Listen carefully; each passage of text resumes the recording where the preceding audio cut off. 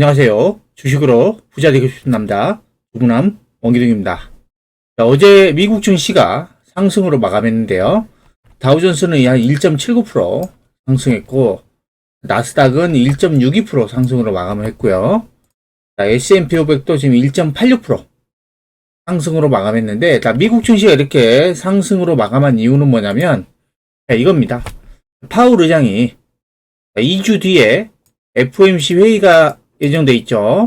이틀 동안 FOMC 회의가 예정돼 있는데 여기서 미국의 금리 인상을 얘기를 할 건데 0.25%포인트를 지지를 하겠다. 그전에는 인플레이션이 너무 심해서 금리를 한 번에 0.5%를 올릴 수도 있다는 그런 의견들이 나오고 있는데 지금 파월 의장은 0.25%만 올리겠다. 라고 이 소식이 지금 주식시장이 호재가 되면서 지금 미국 증시가 상승으로 마감을 했습니다. 지금 아까 말씀했던 그간 나왔던 빅스텝이라고 하죠. 0.5%를 한 번에 올리는 게 지금 사실상 이 논란은 종식됐다. 이게 아니다. 0.25%다. 라고 한 거고, 그 다음에 이 양적 긴축이라고 불리는 이제 대차대조표 축소. 자, 이거에 대해서는 지금 이번 달 회의에서는 결정되지 않을 것이라고 했습니다. 저는 다음번 회의 때 이거에 대해서 이야기를 하겠다는 거죠. 자, 그러면 이 양적 기축을 알기 위해서 먼저 양적 완화를 보겠습니다. 양적 완화. 자, 양적 완화는 뭐냐면요. 경기가 너무 안 좋아가지고 중앙은행이 미국으로 말하면은 이제 연준이죠. 연준이 이 채권 있잖아요. 채권을 직접 매수를 하면서 시장의 유동성을 불어넣는 게 이 양적 완화입니다. 그리고 현재 하고 있는 거 테이퍼링. 테이퍼링은 뭐냐면 양적 완화의 이 규모를 축소하는 것을 테이퍼링이라고 해요. 마지막으로 이제 양적 긴축이라고 하죠. 양적 긴축은 뭐냐면 시장에 풀었던 돈들 있잖아요. 그거를 돈을 다시 회수하는 겁니다. 기존에는 연준이 채권을 매입을 하면 채권에 이제 만기라는 게 있잖아요. 만기가 도래하면 이거를 만기가 되면 이제 재투자를 했단 말이에요. 근데 양적 긴축이라는 거는 만기가 도래한 채권을 재투자하지 않는 겁니다. 시장에 풀었던 돈들을 다시 회수를 하는 걸 이야기를 하는 거죠. 그래서 지금 양적 긴축의 이런 공포 때문에 그동안 주식시장의 변동성이 상당히 컸는데 연준에서는 이번 회의에서는 양적 긴축은 논의를 하지 않겠다라고 선을 그었습니다. 자, 이로 인해서 지금 미국 증시가 상승으로 마감을 했고요. 자, 그리고 지금 선물을 모습 보면 지금 다우, S&P 500, 나스닥은 지금 소폭이지만 상승 중이고요. 선물이. 그리고 지금 유럽도 보면 지금은 좀 하락 중인데 하락폭이 그렇게 크지는 않습니다. 그리고 이제 러시아 같은 경우에 RTS가 러시아인데 러시아는 지금 거래 정지가 되어 있습니다. 주시장이 너무 급락을 하니까 아예 거래 정지를 시켜놨는데요. 이 RTS의 선물 시세를 보면 얼마나 많이 빠졌냐면요. 올해 2월달 이때 고점이 15만이 넘었는데 이때 6만 5천까지 빠졌으니까 거의 이 구간에서 마이너스 50% 이상 빠진 겁니다. 러시아 지수가 이렇게 마이너스 50%가 빠져버리면 개별 종목들은 거의 60에서 70% 정도 빠졌다 보면 되고 많이 빠진 거는 8, 90% 빠진 것도 있겠죠. 러시아 증시 상황이 이렇게 안 좋습니다. 지금 제재가 많이 들어가면서 지금 러시아의 화폐 가치도 급락을 하고 있고 내수 경기가 엄청나게 안 좋습니다. 자, 서방 국가들이 지금 러시아를 제재를 본격화하고 있죠. 그래서 직격탄을 맞고 있습니다. 자, 러시아에 진출했던 주요 기업들이 영업을 중단을 하고 있고 철수를 결정을 하고 있다. 자, 그러면 어떻게 되겠어요? 근로자들이 돈을 못 벌잖아요. 그러면 내수 경기가 안 좋아질 수밖에 없는 겁니다. 그리고 생필품이 수급난에 지금 제재가 들어가면서 러시아로 생필품이 들어가지가 않는다는 거죠. 그래서 이제 국민들이 혼란스럽고 주가 폭락에 주식시장이 아예 폐쇄가 돼버렸죠, 현재. 골드만삭스 같은 경우는 올해 지금 러시아의 경제 성장률 전망치가 무려 7%가 하락할 것으로 전망하고 있습니다. 지금 상황이 너무 안 좋아요, 러시아가.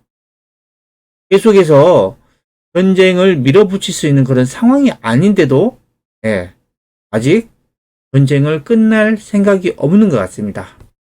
자, 그나마 다행인 거는 최근에 이제 러시아하고 우크라이나가 1차 회담을 한 이후에 지금 2차 회담이 오늘 우리나라 밤으로 9시에 지금 열렸던, 지금 하고 있겠죠. 여기에서 좀 협상이 진전되는 모습이 좀 나왔으면 하는 바람입니다. 자, 그리고요, 지금 우리나라 증시를 보면 코스닥은 연일 강세입니다. 코스닥이 어제 1.63% 급등을 했고 오늘은 무려 1.88%나 급등하면서 어디까지 올라왔냐? 2월 10일 날 이때 고점 근처까지 올라와 버렸습니다. 4일 연속 양봉이 나오고 있죠. 그리고 코스피도 보시면 코스피도 1.6% 급등하면서 21선 이동평균선 위로 코스피도 올라탄 모습들이 나오고 있습니다. 지수의 모습을 보면 코스피보다는 코스닥이 훨씬 강한 모습이죠. 근데 지금 이 증시가 계속 올라갈 수 없는 상황이 뭐냐면, 일단 지금 뭐 전쟁이라는 것도 있고요. 전쟁이라는 것도 있고, 두 번째는 다음 주 목요일 날 선물 옵션 동시 만기일이랍니다. 내 마녀가 춤춘다는 선물 옵션 동시 만기일이 예상돼 있고, 그 다음에 또 다다음 주에는 3월 15일부터 16일에는 FOMC 회의가 예상돼 있습니다. 아직 이런 변수들이 많이 남아있기 때문에 지수가 계속해서 고공행진을 할 수는 없을 겁니다. 지수가 이렇게 바닥에서 반등하는 모습은 상당히 괜찮은 모습으로 지금 시장 흐름이 전개되고 있다라고 보시면 됩니다. 전쟁이라는 공포는 있지만 지금 미국에서 기준금리를 0.5%가 아니라 0.25%만 올리겠다. 이게 지금 호재로 작용하면서 지금 수급이 좋아지고 있는 것 같습니다. 그리고요, 지금 환율의 모습을 보시면 원달러 환율인데, 환율이 2월 18일 날 최고점 1208원을 찍고 지금 좀 눌림목 구간인데, 환율의 모습을 보면요, 크게 이때 작년 10월 달에 이때 1200원 정도 찍죠. 처음으로 찍습니다. 그리고 나서 환율의 움직임이 그냥 옆에서 그냥 이런 박스권의 움직임입니다. 그동안 이렇게 환율이 많이 올랐는데 작년 10월 달부터는 이제 환율이 강하게 올라가지 않는 모습입니다. 그러니까 환율이 그렇게 우려할 수준은 아닌 것 같아요. 지금의 모습을 보면. 그리고 지금 국제유가는 지금 전쟁 때문에 지금 급등을 하고 있습니다. 국제유가 이 차트를 보고 깜짝 놀랐습니다. 국제유가가 3월 1일 날 무려 장중에 11%가 급등을 했고요. 또 3월 2일 날 어제는 무려 장중에 8.8%까지 급등했습니다. 미친 듯이 올라가고 있죠. 국제유가가 이렇게 급등을 하면서 대체 에너지들 있잖아요. 대체 에너지들. 풍력이라든가 태양광들이 최근에 좀 강하게 좀 반등을 했었죠. 국제유가가 지금 이렇게 올라갔는데 얼마만큼 올라갔냐면 지금 2011년 고점 이후로 처음으로 그 근처까지 올라왔어요. 무려 11년 만에 지금 고점까지 올라왔다는 겁니다. 최근에 너무 올라왔죠. 근데 이게 지금 계속해서 고공행진을 할지는 모르겠지만 제가 봤을 때는 지금 러시아도 더 이상 계속해서 전쟁을 일으키기가 상당히 어려울 겁니다. 왜냐면은 대내적으로 보면은 국민들의 원성을 엄청나게 많이 사고 있죠. 또 대외적으로 보면은 글로벌 국가들이 지금 경제 제재를 하고 있습니다. 안팎으로 이렇게 힘든 상황에서 계속해서 밀어붙이면서 전쟁을 하기가 제가 봤을 때는 쉽지 않을 것으로 보입니다. 그래서 만약에 우크라이나하고 협상이 잘 되고 전쟁이 이제 마무리가 된다고 하면 국제유가는 다시 안정을 찾을 겁니다. 그 시점을 알 수는 없겠죠, 저희가. 근데 지금 돌아가는 상황을 보면 러시아가 계속해서 전쟁을 밀어붙이기가 쉽지 않은 상황이 만들어지고 있습니다. 그리고요, 오늘 이제 셀트리온 삼형제들이 좀 급반등이 나왔습니다. 셀트리온 헬스케어가 7.47% 반등했고, 셀트리온 제약이 8.67% 급반등했고, 셀트리온도 7.55% 급반등했습니다. 셀트리온 삼형제가 오랜만에 좀 반등이 나는데, 오늘 이렇게 반등 나온 이유가 보면, 셀트리온의 분식 회계 논란이 있었죠. 논란이 지금 결론에 임박했다. 조만간 곧 결론이 나온다는 거죠, 결론이. 그 기대감으로 인해서 지금 셀트리온 삼형제가 좀 반등이 나는데, 셀트리온 삼형제들의 차트 모습을 보면, 차트가 그냥 우하향입니다. 아직도. 우하향. 제가 이렇게 추세가 꺾인 종목들은 절대 접근하시면 안 된다고 했죠. 지금 이 하향하는 상태에서 지금 반등 나오고 있는 거예요, 반등. 근데 이거 따라 들어가시면 안 되겠죠. 셀트리온 제약도 마찬가지고요. 지금 추세가 지금 꺾여 있습니다, 이렇게. 그리고 셀트리온 헬스케어도 마찬가지고요. 추세가 다 꺾여 있어요. 이런 거 오늘 좀 반등한다 해서 따라 들어가면은 또 물리고 한동안 고생할 수가 있습니다. 여러분들이 어떤 종목을 매수하셔야 되냐면 장기간 우상향하는 종목들입니다. 우상향. 이런 종목들을 매수하셔가지고 가만히 보유하시면 그냥 시간이 지나면 지날수록 주가가 우상향하면서 여러분의 계좌는 점점 더 좋아질 겁니다. 이 장기간 우상향하는 종목들의 특징은 뭐냐면 영업이익이 급증하는 종목들입니다. 자, 올해 영업이익이 급증할 것으로 예상되고, 그리고 올해뿐만 아니라 내년에도 급증할 것으로 예상되는 종목들이 꾸준히 우상향하면서 장기간 동안 계속 우상향하는 그런 특징을 보여주고 있습니다.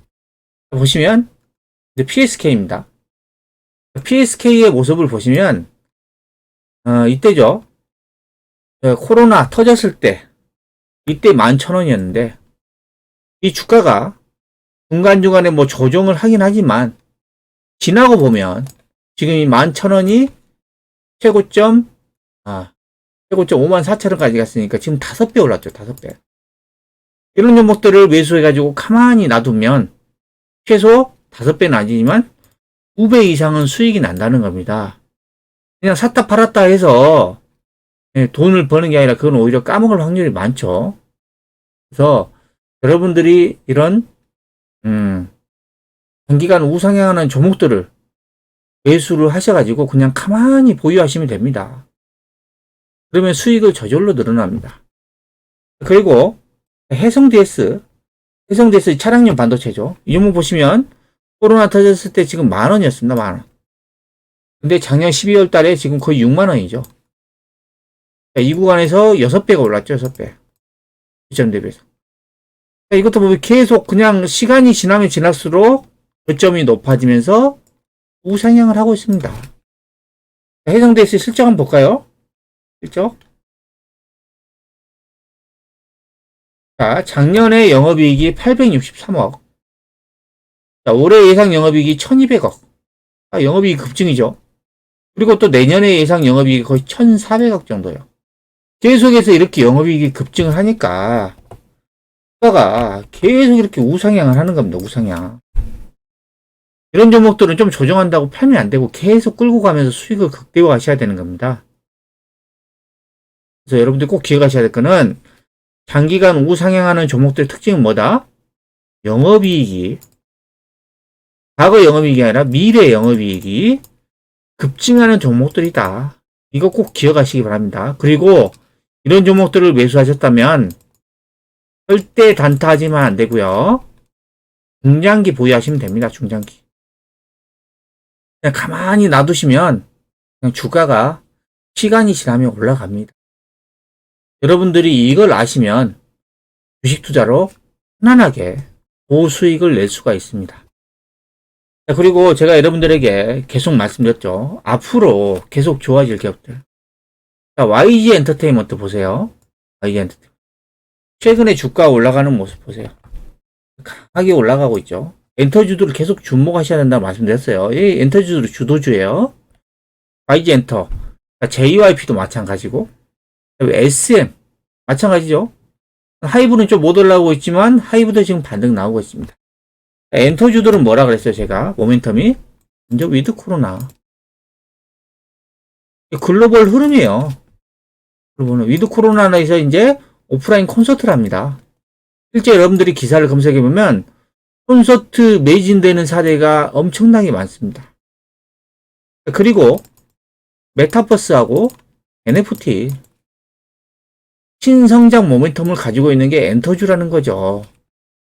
이런 종목들은 한번 매수하면 그냥 중장기로 보유를 하시면 되는 겁니다.